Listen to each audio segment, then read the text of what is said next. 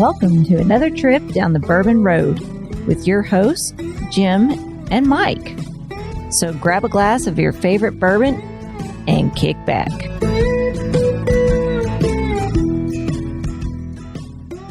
Hey, this is Big Chief, and you're listening to the Bourbon Road. You know what I love to pour in my old fashions is a little maple syrup. Can't be just any maple syrup. It has to be from Seldom Seen Farms up in Ohio. He takes bourbon barrels, pours his syrup in there, and ages it for 6 to 9 months, making for some delicious syrup that you could pour on pancakes. You could pour it on waffles, chicken and waffles like this fat guy likes. But seriously, you want to make a delicious cocktail with some maple syrup and not that old simple syrup. Check out seldomseenmaple.com. Pick up some stuff from there today. We'd appreciate it.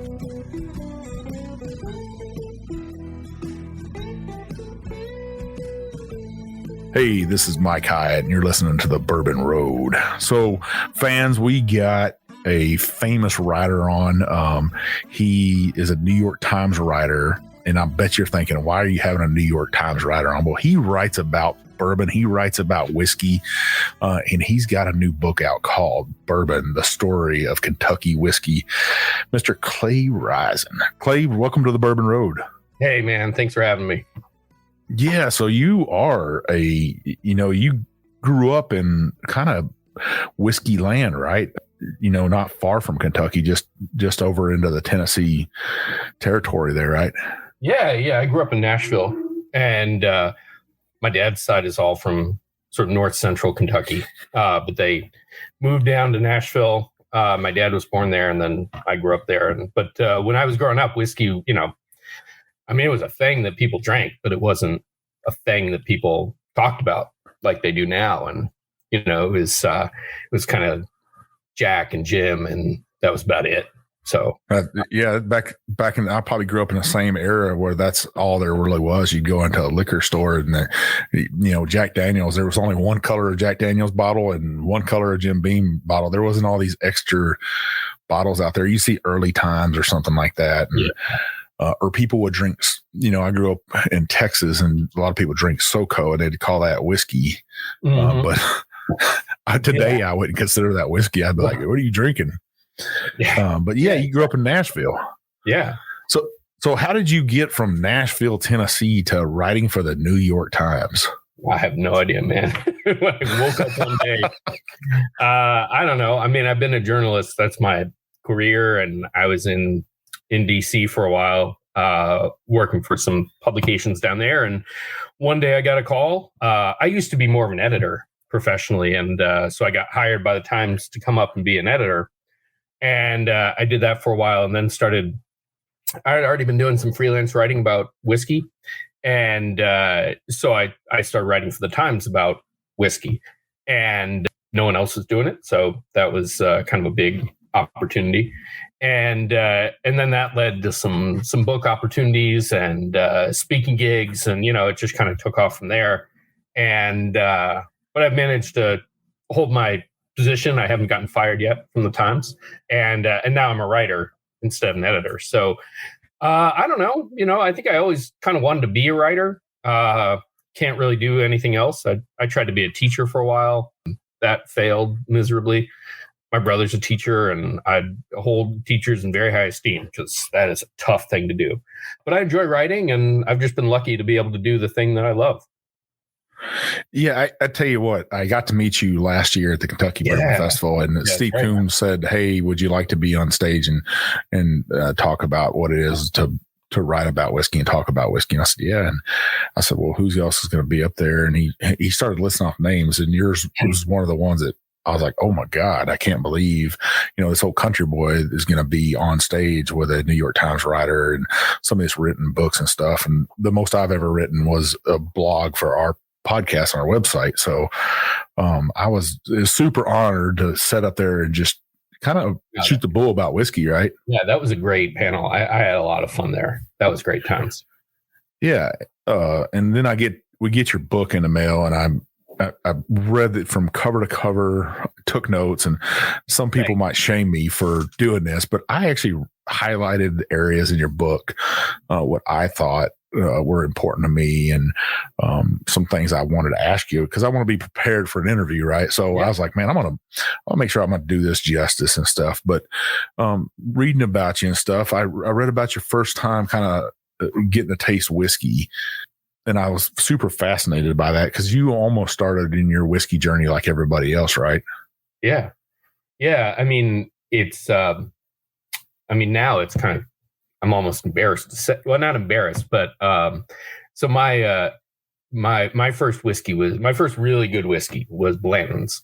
And but the story is, so my grandfather, who was from Mississippi, he was not a whiskey guy. He wasn't country. I don't know. I don't know if they still exist, but for a long time there was this kind of middle class guy in Nashville, certainly in Nashville, who they aspired to something finer, so they didn't like country.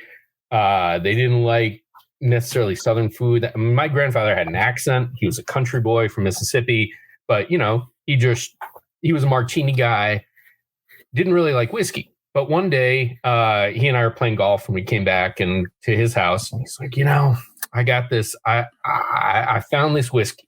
I was at the store, and they sold me on this bottle. It was a little more expensive than what I would pay, but I tried it. It was fantastic. You should try it. And he pulls it out, and it's Blanton's, and very distinctive bottle and all that. And man, I was blown away because the only thing I'd had was Jim Beam and Jack, and down the ladder from that, and Blanton's was just something totally different. The idea that you could make a premium bourbon was not something I had ever really thought about. Here I am in my mid-20s and mostly thinking about fine liquor is cognac and scotch. That's it. So that kind of set me on a course, and I started. My brother lived in Nashville at the time, and so I would come home and we would take trips up into Kentucky, 2 hours to Maker's Mark, basically. And, we'd visit distilleries. And back then, most distilleries didn't have visitor centers. And the ones that did were kind of you just walk up and, say hi, and they take you on tour. That's what we did at Maker's Mark.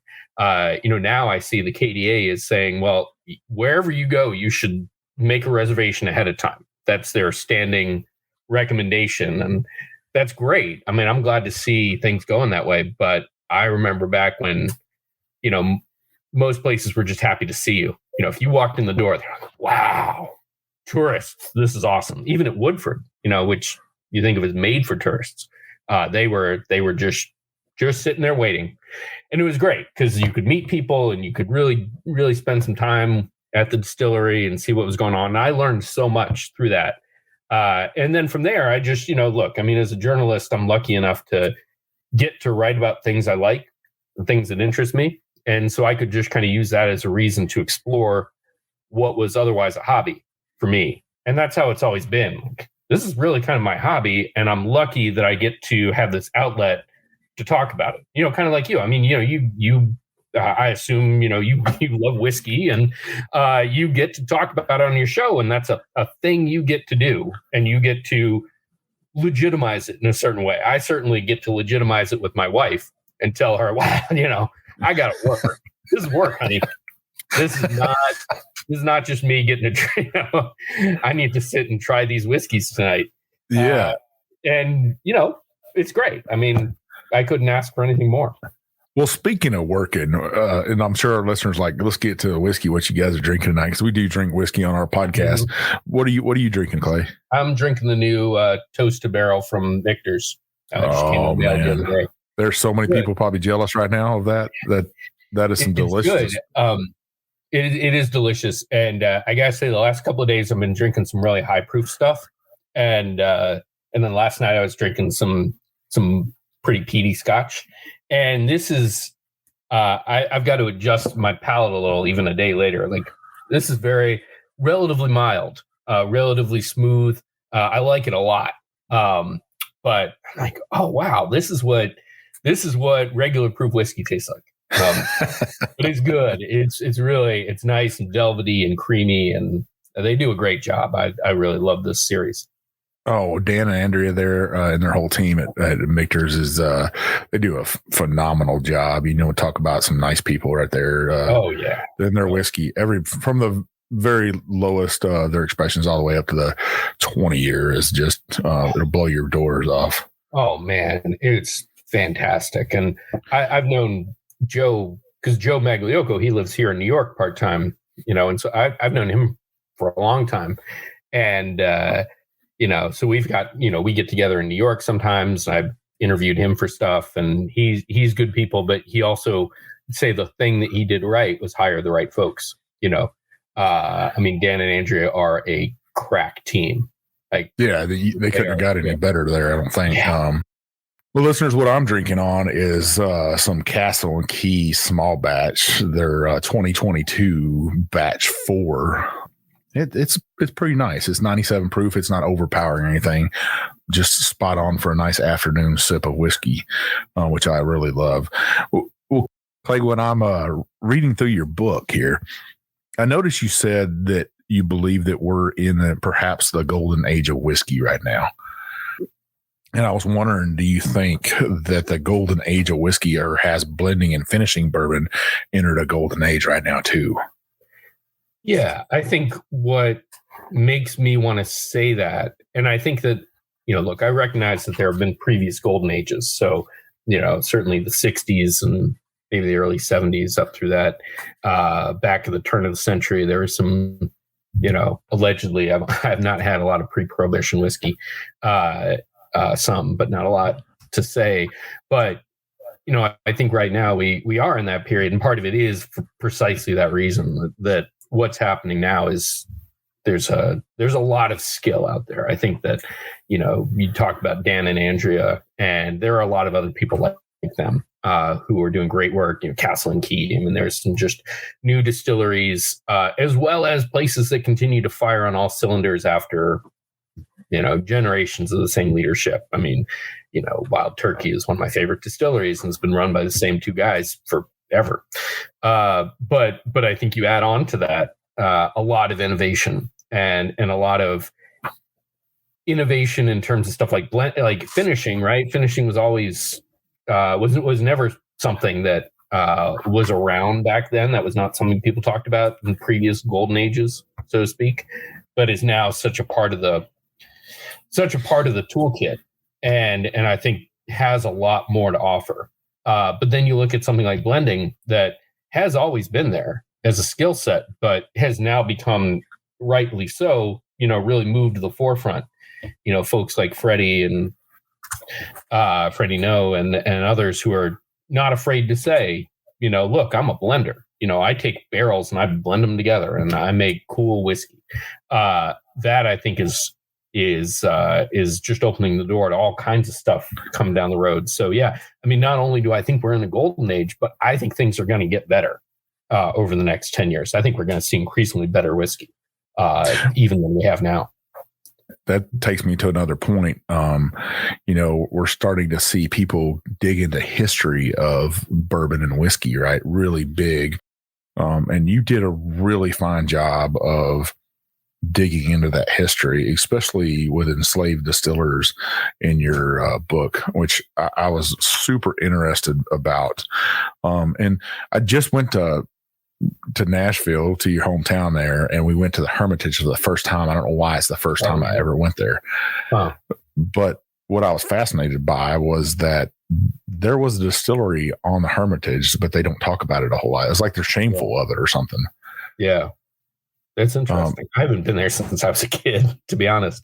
But yeah, one of the things that, there's sort of one of the, you talk about enslaved people and distilling, one of the famous documents in that, or artifacts in that history, is an ad that Andrew Jackson ran.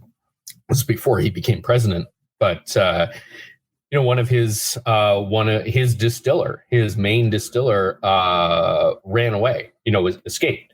And he ran ads as far as, at least as far as Lexington, because we know from a Lexington newspaper, there's the ad and it says, escaped such and such, this guy, my best distiller. And, that was his statement of not only is this guy a distiller, but he's my best. This is something of value to me. And the record is so thin on what role exactly enslaved people played in whiskey making. I think it's very hard to say definitively. But there are so many anecdotal examples. You talk about Nearest Green. You talk about this, Andrew Jackson's. You look at other ads similar to that. And then clearly there was a role played by enslaved people. I think there's a lot of work to be done in that world to figure that out. And there's some interest. I mean, I've said I in a different life, maybe I'd be working on a PhD, and that would be what I'd do. It's just get some money and go dig through archives and, county courthouses and just try to figure that out. So I think that's a great project for somebody. Yeah, that'd be a monster project. Yeah. Talking about even more history, it just the detail that you went into digging into history of not only that, but you also went in there and talked about changes and some of the history that's coming back today. The 3-chambered pot still I saw in your book, Leopold Brothers. We just tasted some of his their whiskey out there, and it'll blow your mind. It can be a low proof for us, and be a 90 proof or 100 proof, but at the same time being so viscous and so oily, it's just so cool, buttery, right? Yeah, it's crazy. Have you had a chance to try the blend they did with George Dickel? I haven't had that yet. If you ever get a chance to try that, because that actually, I think Leopold Brothers stuff is really cool. What I found was when they blended that 3-chamber stuff, this is just my opinion, but when they blended it with the column still stuff that they're making at Dickel, it was the perfect match. It balances all the, because the column still, that is, like you said, that's an oily, viscous, heavy, and good whiskey, but it is in that register. And you balance it with some sort of higher notes and some, lighter rye notes coming off the column still. And they knocked that out of the park. Really, really fun. But I give hats off to Leopold Brothers and Todd for going through the effort to do something like that, to say, hey, let's spend the money to build a still that no one has used in 100 years and, see what happens. That's cool. We're just digging through that history, right? Yeah. And trying to figure that out is amazing. To figure out what it is. What's a 3-chamber still? Well, there's some weird schematics and people talking about them way back in the day, but it's not like you just go online and find the detailed blueprints and then you build it. They really had to figure out what that was going to look like and how you would make one in the 21st century. One that really, was safe and reliable. So that was cool. And I guess to your point, I think you look at people committing that kind of effort to mining the past and coming up with cool ideas from that. And you think, man, this is an exciting time to be in whiskey. Yeah. I just read a story about Catherine Carpenter, and a lot of people probably don't know who she is. A lot of people think that James Crowe was the inventor of sour mash, right? Right. But it's actually a woman, that the first person they figured that wrote it down. Right. But the interesting fact that I found was that it was William Crowe that was the caretaker of Catherine's children, and I wondered if somehow William Crowe and James Crowe were related somehow because those two Crowe names. And then, you talk about James Crowe. Did he learn that from Catherine somehow? Because the years are right close, and they would have been right down the road for him. Yeah, the thing with a friend of mine, Reed Mittenbuehler, he made the analogy that that Crowe is kind of like the Steve Jobs of whiskey. He didn't actually invent a lot of things. In fact, he's not really credited with with anything significant. What he did was to recognize the value of a lot of innovations out there and to put them together into a commercial enterprise. And so, he was able to say, hey, here's this technology, here's this scientific technique over here, and here's this thing that I hear someone's doing over here. And what if we brought them together and we kind of figured out how they work to make a whiskey that we can then make in enough volume to sell? And, kind of like Steve Jobs going, well, he didn't invent the personal computer, but he kind of figured out how to make a personal computer that worked and that people wanted to buy at a good price and that looked cool. And that's a lot of what Crow did. Credit to him, because I think that's often the hardest thing to do is to figure out, well, okay, here's this cool idea, but how do we make it work commercially? Well, you think anybody will ever bring his brand back to being a relevant brand? You think Jim Beam will say, hey, we need to go ahead and fix this and make this ship right? And I wish we just had talked to Freddie No not too long ago, and I wish I would have pounded him on that a little bit and said, hey, man, I think the man deserves a little credit here in the world. Yeah. I agree. I think that would be super cool. And I think it would be a cool thing for Beam to do. Whether they will or not. That stuff kind of for them. I assume it fits a certain niche that they're trying to sell. Mm-hmm. Some cheap stuff.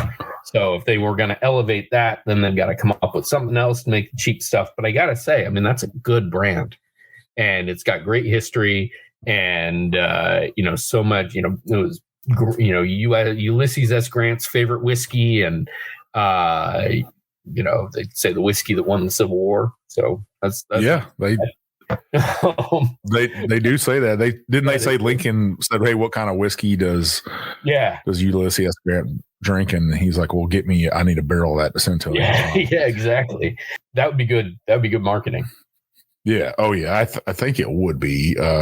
You're talking, just brought up a president, but in your book, you actually talk a lot, or you brought up about Theodore Roosevelt, but you also brought up Taft and his importance in whiskey and whiskey blending. And I just was so fascinated by that. I didn't realize that there was a whole trial from that. Yeah. Yeah. It's so weird. It's, it goes back to, everybody's favorite E.H. Taylor. And, Taylor, among other things, he was a big motivating force, really a lobbyist behind the Pure Food and Drug Act. And, we think of that as being about meat safety and things like that. But one of the things he made sure was included was a rule about whiskey and what you could call whiskey. Because at the time, most whiskey on the market was not what we would consider whiskey today. It was pure grain alcohol with doctored to look and kind of taste like whiskey. And so he said, well, and about 10% was what we would actually call whiskey or bourbon. And he said, look, we need rules about this. So the Pure Food and Drug Act said, all right, whiskey is going to be made this way, basically according to the way bourbon was made, kind of basically the way we think of it today. And everything else has to be called imitation whiskey. And so they, Theodore Roosevelt signed Pure Food and Drug Act. That became a big point of contention. And when Taft came to office, and Taft's an Ohio guy, and Ohio was more of the Ohio was a center for the let's say more of the big whiskey at the time, this kind of imitation whiskey. And so he was being lobbied from the other side. And so he and Taft didn't want to be president, or he was fine being president. He wanted to be a judge. He wanted to be a Supreme Court judge. And so he was happy to say, let's have a trial. And it's not a real trial, but it's basically him sitting there listening to the two sides. And so E.H. Taylor's there, and Secretary of the Treasury Carlisle was there, and then lawyers on the other side, and they presented their cases for why the Pure Food and Drug Act was right versus why imitation whiskey should be called whiskey. And so Taft, being a judicious guy, although I think this is kind of ridiculous, he said, okay, we're gonna get rid of the imitation thing. We're gonna call there's gonna be whiskey and there's gonna be blended whiskey, and that's gonna be it. But basically, it's all whiskey. And that's how it was for about 10 years. And then Prohibition hit and everything got wiped out. But so for the 1910s, there was this kind of anything goes. We're going to call it blended whiskey. Who knows what blended whiskey is? But yeah, it's fascinating that that's kind of how it played out. And to think about if we hadn't had Prohibition, what that would have looked like. Because after Prohibition, of course, the rules got changed and we ended up with what we have now. Yeah, to me, your book it's so spot on for the historian part of it. You cover all facets in this book, though. You talk about how whiskey is made, and one of the things I highlighted in here, you said corn is cheap and flavorful, but today, in the last, let's say the last year or 2 years, corn's doubled in price. Yeah. And I think that's important to mention because whiskey drinkers are always like, hey, I don't want to pay this, Jack Daniels or Jim Beam or even these smaller guys because the corn's going to cost them more than a giant like Jim Beam. It's doubled in price for them too. So, your whiskey's going to cost more. It's just a matter of economics, right? Yeah. Yeah, absolutely. Whiskey is an agricultural product and it rises, its price and its value rises and falls in part based on those underlying commodity inputs, so if your grain prices double, you can't really control for that. You can't, there's not a cheap, you can cut a few corners maybe, but you don't want to do too much. Barrel prices are going to be what they are. There are a lot of really expensive inputs in making whiskey. Barrels are really expensive, and aging whiskey takes a long time, and that is expensive. And that's not even talking about the labor that goes into all that. So, it's I don't know. It'll be interesting to see how that plays out long term. Commodity prices also go down sometimes, so we'll see. Yeah, I'd like to see them go down, but people are still going to buy whiskey. It doesn't matter if it doubles in price or not; they're going to buy it, I think. And that you probably pay double sometimes what we have to pay here in Kentucky because you live in New York City, right? Yeah, it gets pretty pricey here. Another thing I noticed in your book about. I'd say about a quarter of the way in, you wrote a chapter in here, how to drink your whiskey. And what stuck out to me so prevalent, as you said, I have a few words of advice for people looking to examine their whiskey up close. There may be no right way to drink it, but there are several tricks to make it easier to tease out nuances of smell and flavor. What I loved about that was you said there's no right way to drink your whiskey, and that showed that you're not too serious about your whiskey still. Even as a expert, I would call you still are like, hey, drink it however you want to drink it. Yeah. I don't know. I feel like, look, first of all, you paid for it, so it's your thing, right? So no one can tell you what you should do with it.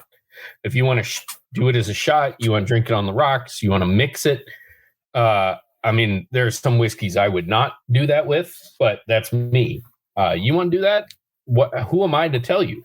Like, I can't tell you what to do. So I think it's always, and I do this with when I do a tasting too, I'm like, look, I'm not telling you how to do anything. I'm just giving you suggestions for certain things, and how I'm going to tell you how I do it. But if you don't want to do it that way, that's fine with me, but I do. All that said, I do think there are certain ways, if you really want to sit and smell a whiskey and pull out certain notes and really, that kind of appreciation. There are many kinds of appreciation, but that kind, there are certain things I recommend. But I think it's really important to preface it with all that, because I don't want to come across as that guy, but I also think it's important not to make people feel that they have to be that way in order to enjoy whiskey, because that's just ridiculous and goes against the whole idea of what whiskey is. Yeah, you really broke it down about snacking when you're drinking whiskey. One of the things I was going to ask you is if you're going to put a water drop in there, what kind of water do you use? You use New York City tap water, or do you use? I'll be honest. I think New York City tap water is pretty awesome. So yeah, I will. Now, if I'm at a competition or if I'm really trying to drill down, I might go get some distilled water or not distilled water. I'll get some filtered water, something that really is as pure as I can get. But at the end of the day, I think the qualities of the whiskey are going to come out. And I don't think that this or that tiny impurity is going to change it too much. I'm not precious in that way. Sure. That's my palate. Now, if someone else wants to be all up about that and say, wow, you've got to do this and this and this, or this is how I do it, that's fine. That's how they do it. But for me, I think I'm not a wine taster. I'm not a wine expert, but I do think that if you're doing wine is much more delicate. Wine, it's a lower alcohol percentage. It's, it may be that a lot of other factors come in, but with whiskey, I just, it's such a big, even a basic 80 proof whiskey is a big spirit. And so, what is in that, little micrograms in that water, it's just not going to make a big difference to me. Sure. I mean, maybe a scientist could prove me wrong, but I don't. Yeah. The only thing I would think was if you're drinking whiskey and you fill your glass up with ice and you got bad pipes in your house or something like that, old pipes, or you live in a 1930s house, then that's what your ice maker's going off of. No, sure. I mean, if you've got brown water coming out of your tap, that's a different thing. And I would agree. I mean, I think ice, look, I love ice on a hot day. I'll put ice with my whiskey. Sometimes if I've got a high proof whiskey, I'll put an ice cube in there because it's kind of cool to watch it change, as the ice melts, the flavor changes. But I do think ice detracts from some of the nuances in the flavor. I mean, I learned this for a long time. I was doing whiskey classes at a cheese shop. And so we would pair whiskey with cheese, and it worked. It was great. I'll tell you, they brought out some really big, powerful cheeses that worked really well. And I love cheese, so this is cool. And I love stinky, big cheeses. So it was really cool to pair that with whiskey. But one of the things they taught me that I learned was you should always serve cheese at room temperature. It tastes so much better. You just lose a lot of the flavor when it's cold. Room temperature is always best. Like, that's true with whiskey too. In terms of tasting, obviously, again, on a hot day, you don't want to do that. But in terms of tasting, it is the optimal flavor at room temperature. Yeah, I'd have to agree with you. My wife would be loving what you're saying about cheese too, because she's a half German and she likes everything at room temperature. Just everything, fruit, everything. I'm gonna be honest. Hey, and beer. I'm that way with beer too. Like, I like a cold beer. Don't get me wrong. The beer room. I guess I'm European like that. I like a beer room. I like a room temperature beer. That's just how I am. There's nothing that's wrong with that, I don't think. You talk about entertaining in here, and I highlighted one of the things that it just stood out to me as the last line about entertaining. It says, get creative and have some fun instead of simply cinnamon, try red hots, or atomic fireballs. And I said, spot on. That's spot on about how we talk about our whiskey wheel. It's not somebody else's whiskey wheel. It's our whiskey wheel. It's how we want it to be. Yeah. It's those nuances you talked about with, if I had a snickerdoodle when I was a kid, and when I'm closing my eyes and sipping on that whiskey and I get a snickerdoodle, I'm going to say snickerdoodle. So I used to run a tasting panel, or I still do, but one of the members of my tasting panel was this guy, a friend of mine. He grew up in Thailand. He had a fantastic palate. But one of the things about his palate was he had all these taste memories from growing up in Thailand, and he had access to all of these. He would go, "Oh, this is like the lemongrass that grew in this part of Thailand that my grandmother used to make this soup." I'm like, I don't know what you're talking about. We're tasting the same whiskey. Like, maybe. I mean, I believe him. But what was cool was there's so much culture and there's so much personal experience built into that. And I think it's the same thing we talk about, whiskey here in America. And, if I say this tastes more like Red Hots, or this tastes more like, cinnamon, Big Red, people will know generally what that means. Like, oh yeah, that is more like Red Hots, or that is more like cinnamon tea. Yep. Right. We just have a cultural palate, cultural sort of memory, taste memory that's different. And, I think that's great, because then you can have that conversation. And, if you get a group of people together and they're coming from different backgrounds, like, oh, this tastes like this thing.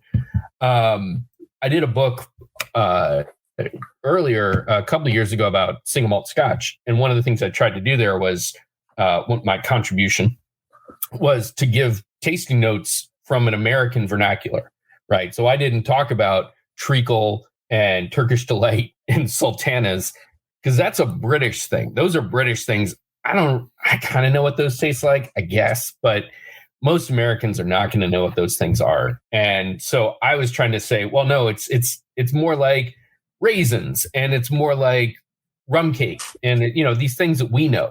And I think that's so fun. That's when I do a tasting just with friends, that's why I'm always trying to get people to talk about, what's your background? What's your experience here? Because I want to hear what you think it tastes like from your perspective. Because it's not a test.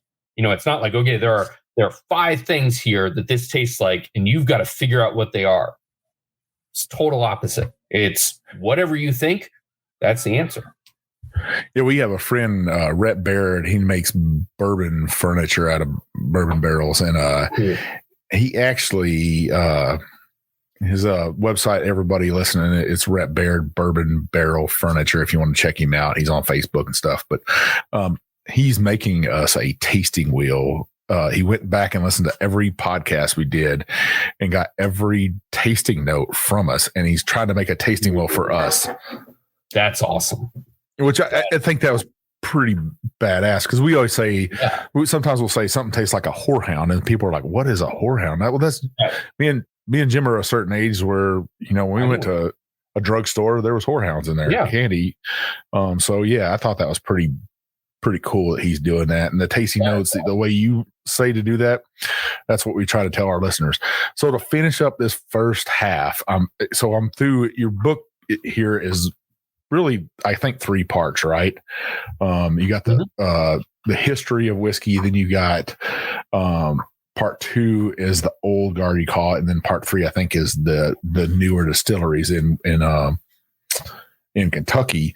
But right at the end of part 1, you actually talk about Tennessee whiskey in here, and you said technically Tennessee whiskey is a subcategory of bourbon, and I wrote, "Damn, you said it." Because a lot of whiskey experts out there, a lot of bourbon talkers, a lot of people in Tennessee get upset when you say that. I know. There are a lot of people won't say that. Right. And I was so glad that you said that in there. I mean, it is. It is, what you call it is, you can make Tennessee whiskey in Kentucky and call it bourbon, and no one's gonna say anything. There's nothing in the rules about bourbon that say you cannot filter it through maple charcoal. So you can do that, and you can call it bourbon.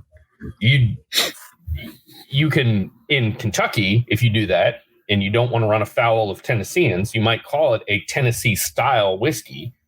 You can make it in Tennessee and call it bourbon. You don't have to call it Tennessee whiskey. If you do call it Tennessee whiskey, you obviously have to follow those rules. But I think, there's just no arguing. That is a subcategory and a self-identified one. Now, I love Tennessee style whiskey, and I respect it. I grew up with it. I think it's a cool thing, and it is its own thing. But, it is not parallel with bourbon if you're going to come up with some scientific order to it. Yeah, I'm actually holding a bottle of bourbon whiskey here, Kentucky straight bourbon whiskey in my hand. And they're pretty famous for Jack Daniel's suing them. But right on the top of the label, it says charcoal mellowed, which is Ezra Brooks. A lot of people know that, but some people don't know that. So that just proof to point that some bourbons are charcoal mellowed. I think so is Tennessee bourbon down there. Yeah. And that's, Johnny Drum, I think, is also charcoal mellowed. And there are some who are charcoal mellowed. They don't even talk about it.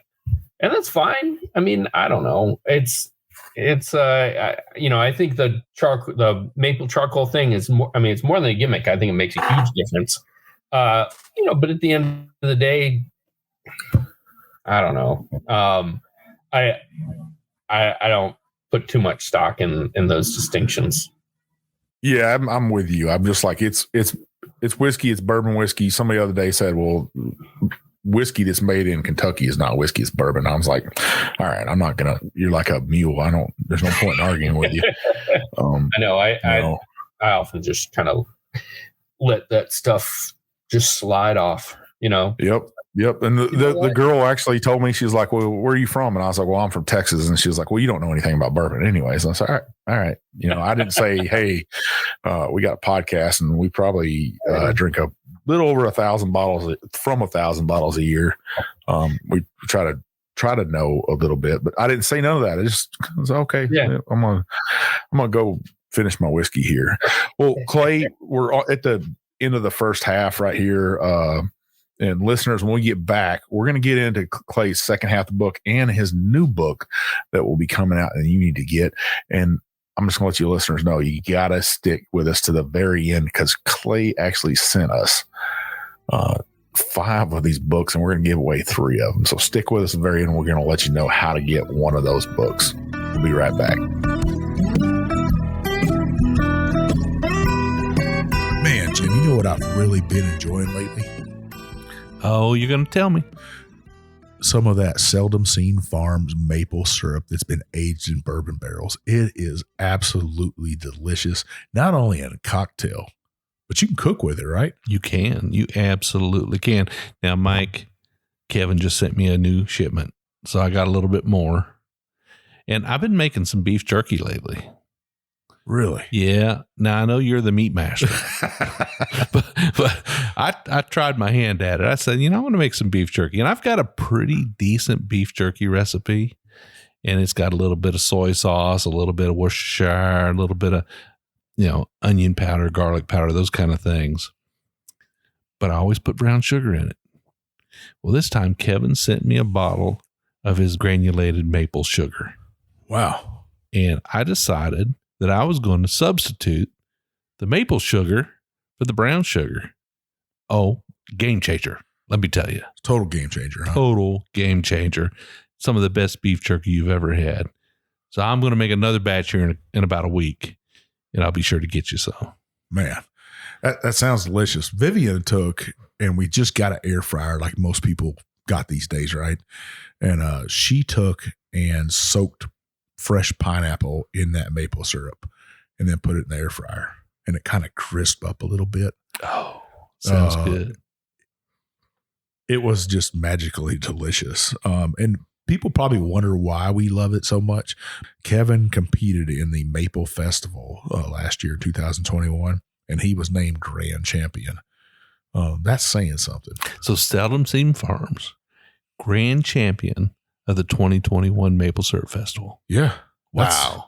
That's saying something. Yeah. You're going up against some heavy hitters in maple syrup. And I know we're talking about just the syrup, but, that's something to be proud of. Hats off to you, Kevin, for winning that. Kevin's also competing in a couple other competitions. Make sure you check out his website. Check out his social media on Instagram and Facebook.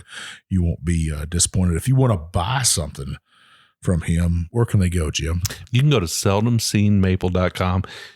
And Kevin and his crew, they've got a great website, very easy to navigate. They got all their products on there. You can buy their maple syrup by the bottle. You can buy it by the case. You can buy that sugar. Oh my goodness, Mike, that stuff is so good. And they've got some other gift sets there too, so you definitely want to check it out.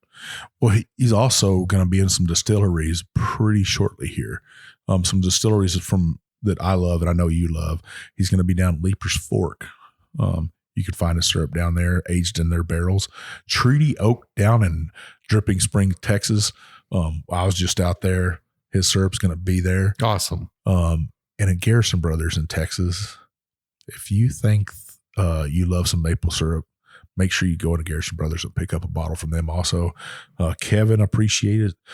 I know he loves people. You're supporting a local farmer, a local product, a small family. This is no factory place that's putting out maple syrup, right, Jim? This is a good man doing good work. Yeah, gotta love it. Well, make sure you check out his site, like Jim said, seldomseenmaple.com. Pick up a bottle today. All right, listeners, we are back, and we got Clay Rising on. He is a New York Times writer, and he's really famous for writing obituaries, but what else he writes about is whiskey. Or we probably wouldn't be having him on the show because I don't want to talk about dead people. I really don't. But Clay, what do you got in your glass for the second half? I'm drinking batch 2 of American Highway Reserve. This is Brad Paisley's whiskey, and one of the things I do like about this, I mean, it's a celebrity whiskey, but I think they put a little bit more work into it than some of the other ones out there. And the cool thing about batch 2 is it's made, I mean, it's all produced at Bardstown Bourbon Company, but this is a big portion of it is sourced from, I think they got 600 barrels of corn whiskey from Georgia, from a defunct distillery down there. So, I think that's going out on a limb. It's kind of cool. I also think it tastes really good. I've had this before, and, it just gives it that corn. I love corn whiskey. Mellow corn's one of my go-tos. And I think they did a really nice job of bringing that into, what otherwise would be a pretty conventional bourbon profile.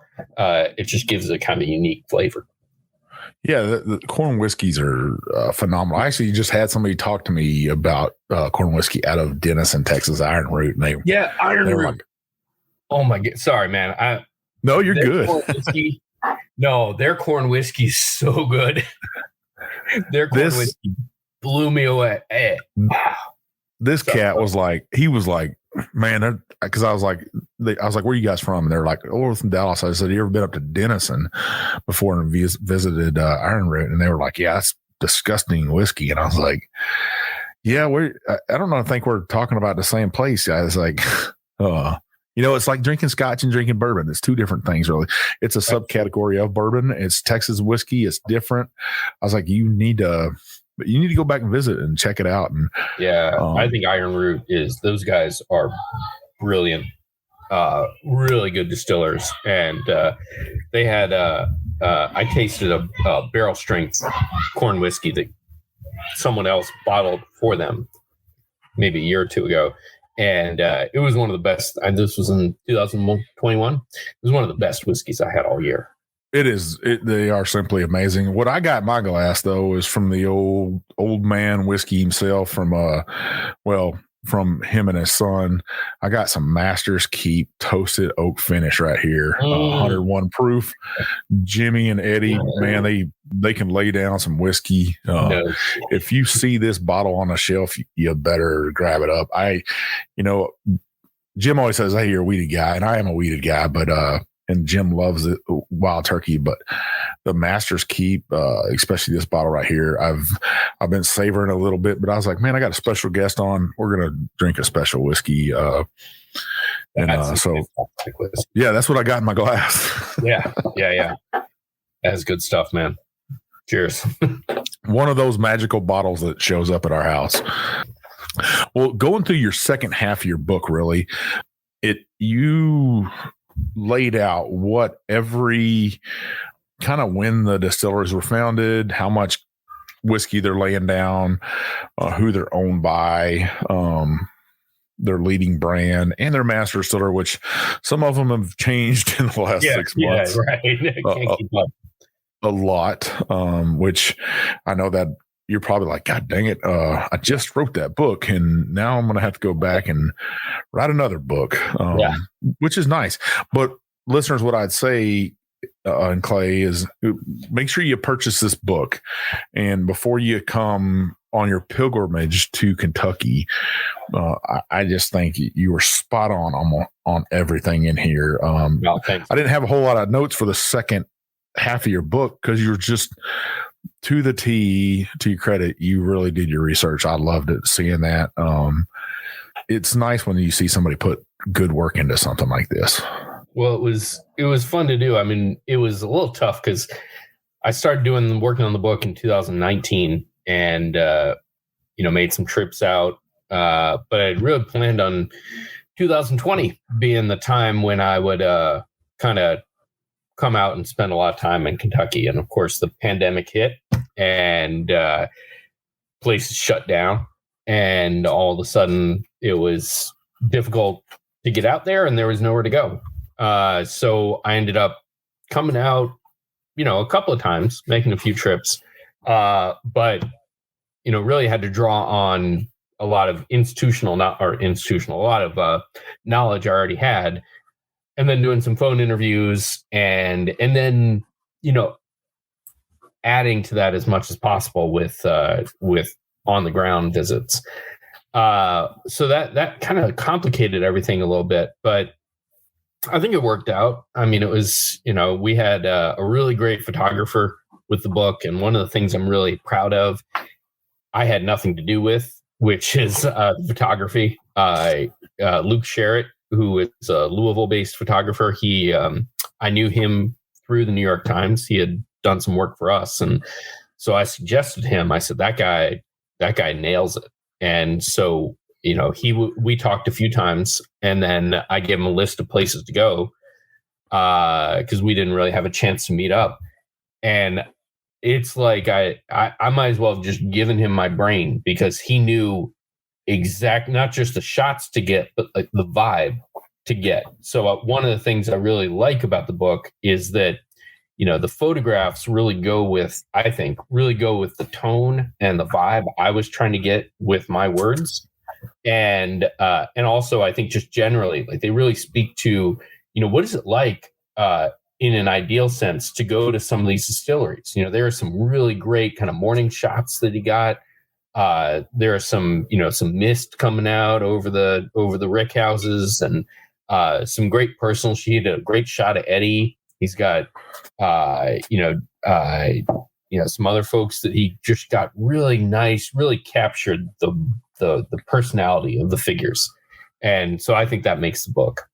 Yeah, I think the Kelvin Cooperage and Vendome photos are really nice. The Kelvin Cooperage is there's the fire coming out of the barrels and stuff. Yeah. And I've seen plenty of those photos before. Even photos of the corn and the farmer of Albert Peterson standing near his corn. Yeah. That was really cool. I did get to meet him in person and got to check out his farm. They're not that far from Maker's Mark. And that was fun. One of the things I really enjoyed, I went to ISC for a while, and I'd been to some of their other facilities, but went to their Lebanon facility, and Lebanon, and that was really cool. That's a fantastic spot, and they do public tours. So I'm always telling people, if you're up in bourbon country and you're trying to figure out what's the next place you want to go to, like go to Lebanon and go to ISC, because you'll learn something about barrel making, and that's so important to whiskey. I mean, I was taking a tour, and they pointed out, how we were walking past all these stave yards, or walking through the stave yard and looking at the pile of staves, and there are all these mushrooms growing on the staves, and what did I know? I said, wow, what do you do with those mushrooms? You got to get rid of the mushrooms. And I said, no, man, the mushrooms are good. We want the mushrooms because the mushrooms break down some of the chemical structure of the wood, and they impart chemicals, and all of that is part of the process. You've got to have these microflora in there and these fungi doing their work. And that was something I had no idea about. I had never thought. I just thought stave yard was just where they dried the wood, but actually there's all this other stuff going on. And that was the idea that mushrooms are really important to whiskey making, to bourbon making, blew my mind. I see. That's the backstories you hear about writers and the stories you get to hear, and just that behind the scenes stuff that's just so fascinating about whiskey and bourbon and distillery life. Is a whole thing.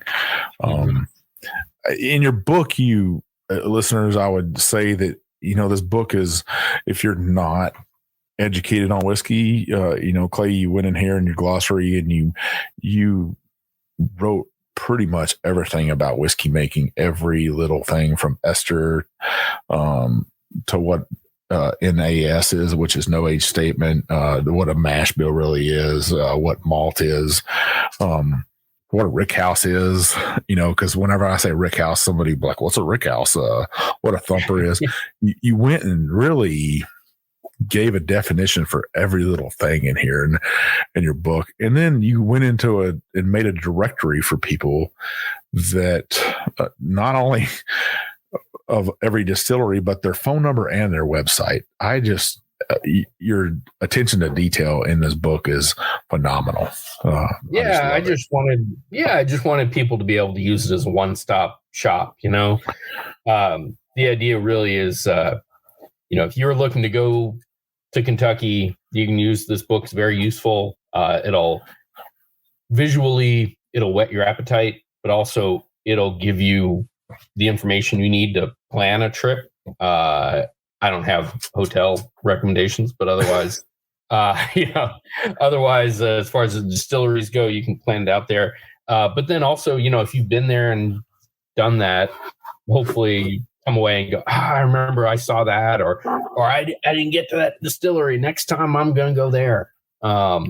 That's really kind of the hope with it. And it looks good, I think, which is I didn't design it. So you put a second part to your book in here, and it's like all these blueprints and a map of all the pre-prohibition distilleries. You put some old labels and some old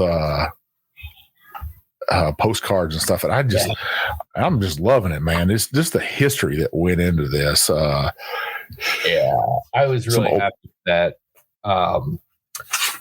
Some of the distilleries were really helpful in terms of just getting some old history. Amir Pei, the guy who owns in Lexington, he owns the Old Pepper distillery.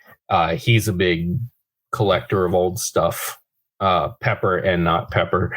And so he was very helpful with that. The Buffalo Trace folks have an amazing archive. It's not part of the tour, but it is. It's actually in the Buffalo Trace facility, on their grounds. I guess you have to know somebody to get there. It's awesome. Their archive is so cool. It's both, it's posters and it's bottles and it's anything that's ever been affiliated with any of, it's Buffalo Trace, but previous iterations of Buffalo Trace, various names.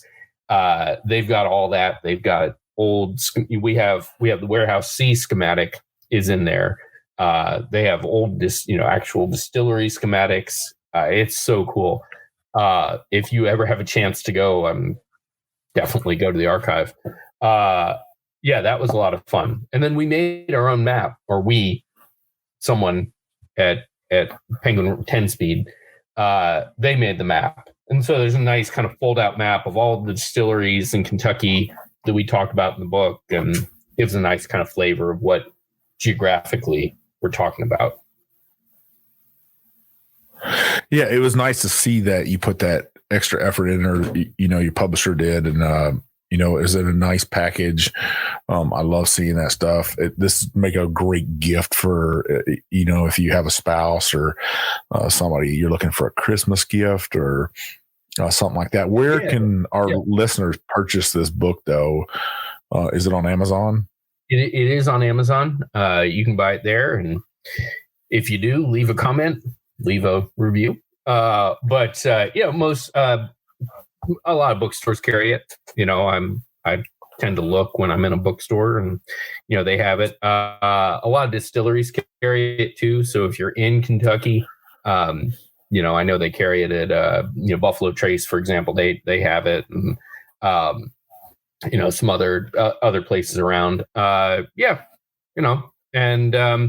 If I'm ever in the area and someone knows I'm around, I'm happy to drop by and give us, sign a book for you. Well, we brought up that you were writing a new book. What's your new book about? So the new book, it is, I've got the finished copy right here. So this is American Rye. And if people have seen some of my other books, they know it's sort of the same design, same idea. I did a book on, back when you can do a book on all American whiskey, one book. I did a book on American whiskey. I did a book on single malt Scotch, and now rye. And so it's the history. The front part is history, is some of the same stuff we talked about in terms of drinking and enjoying whiskey, but then the bulk of it is profiles and reviews of, I think we have 228 expressions in here. Everything from Wheel Horse whiskey, Rough Rider, River Set, Reservoir, Rabbit Hole, Old Carter, Old Elk, the gamut. And I did all this with a tasting panel, and we tasted everything blind. So, this is, there's no bias here. Hopefully, everything was tasted just for the whiskey itself. And I've got some great folks who sit on the whiskey tasting panel with me. And the book's, this is also available on Amazon. I actually, just as we were talking, I got a little note, a little text from my publisher, that the ship that the book was on, and this is what publishing is like these days, folks. The ship just docked in Long Beach.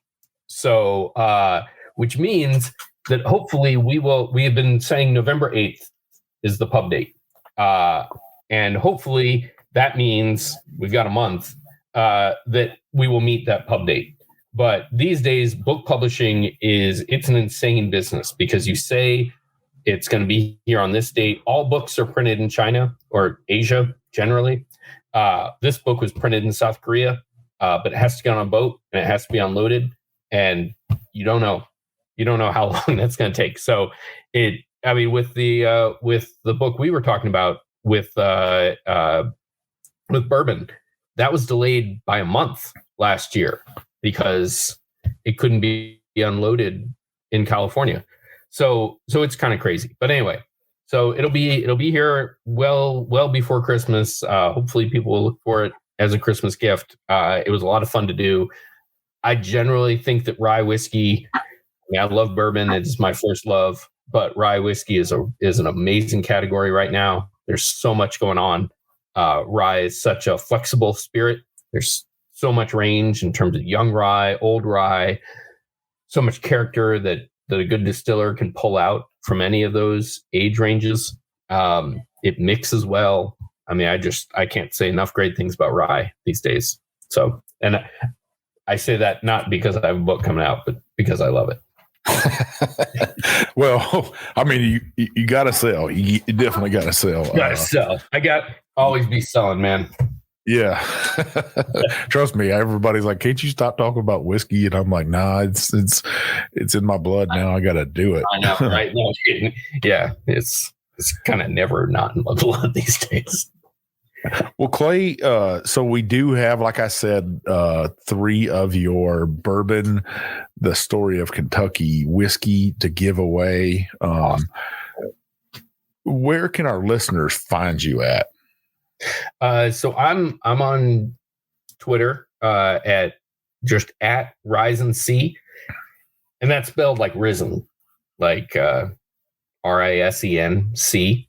I'm on Instagram with the same handle. I'm kind of everywhere at that handle. And also that handle at gmail.com. So Rise and See. That's me. I'm also, you can reach me through my website, clayrising.com. I've got a form there. So if you forget everything else, go there. You can email me. I respond, I promise. Awesome. So listeners, this is how we're going to do this. We got 3 different books here that are all the same book, but we got 3 of them. And I want to make sure Clay gets hit on 3 different social media platforms. This is how we're going to do this. We're going to post this on TikTok. I'll do a little video with this book. We're going to post this on Instagram, and we're going to post this in our private Facebook group, the Roadies. You'll have to tag 3 people for us. I'm not sure if you can do that on TikTok or not, but if you're a TikToker, you'll know how to do it. Tag 3 people, and you'll also have to hit hashtag Rise and See for us. Make sure you also tag Clay in your post or on the comments in the post. So we'll give away one on, like I said, on Facebook. We're going to give one away on Instagram and one away on TikTok.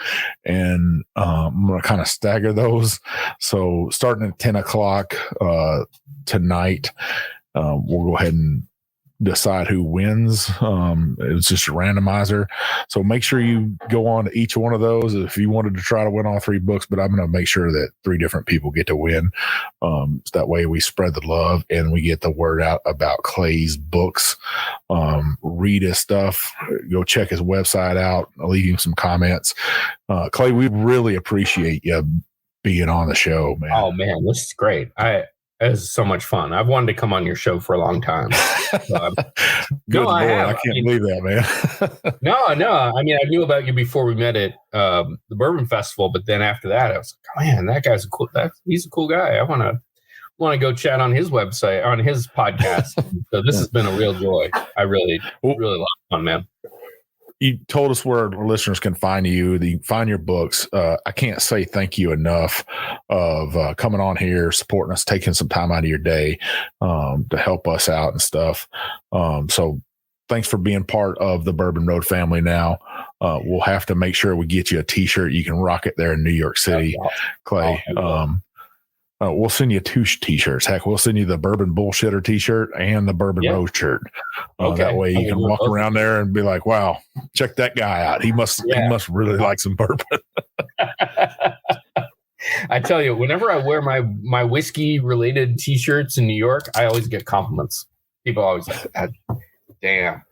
So yeah, I send it. I will wear it. I will be free advertising. No problem. You look like a whiskey drinker to me. Good. You got a nice thick beard and some good head of hair on yourself. And I can see you with big rocks glass and some leather chair. I can see that. I see that. Yeah, man. All right, listeners, you know where you can find us at. You can find us on TikTok, Instagram, Twitter, Facebook, YouTube. The main place you can find us is on Facebook, on our private Facebook group, the Bourbon Roadies. You got to be 21. You got to love bourbon. You got to get your play nice because we don't tolerate any rudeness. That means we don't talk about politics in there. We don't talk about religion in there. We talk about whiskey. You want to celebrate life. You want to celebrate a birth or retirement. Even if you have a loved one that passes away, we'll raise a glass to that family member and say cheers to that life lived and that love of whiskey. So come in there and join that group. We do 2 shows a week. We do a bourbon review or a whiskey review on Mondays, sometimes of a craft distillery, but we'll give you a great review of it and let you know whether you should have it on your shelf or not. Then on Wednesdays, we do a long format show, usually an hour long. It'll get you to work and back home, hopefully. Like today, we had Clay Rising on with his amazing book, Bourbon, The Story of Kentucky Whiskey. We hope you listen to those. The way you want to make sure you can listen to it and get reminded of that, you want to scroll up to the top of that app you're listening on, hit that check sign, that plus sign, that subscribe sign. That'll let you know, hey, these 2 jokers got a show out today and you need to listen to it. Then we want you to scroll on down, hit that 5-star review, leave us some comments because you know what's going to happen if you don't. The big bad booty daddy of bourbon's going to come dragging his bourbon wagon to your house. He's going to have some of this wild turkey and some of this Casa Old Key in that wagon. You'll drink it all night long. And by the end of the night, you're going to give us that 5-star review. Leave us some comments, we guarantee. But seriously, those comments, those reviews, they get great whiskey in our hand. They also get great guests on our show like Mr. Clay Risen here. We really appreciate it. Also, you can check out our website, thebourbonroad.com. You can go on there and purchase off our swag. We also have some articles on there, our reviews. We'd appreciate you if you go on there and check that out. You can contact us on there. You can reach Jim at The Bourbon Road. You can reach me at Mike at The Bourbon Road. Probably the best way to reach out to us is on our Instagrams, DM us. He's Jay Shannon 63. I'm Big Bourbon Chief, and we'll see you on down the Bourbon Road.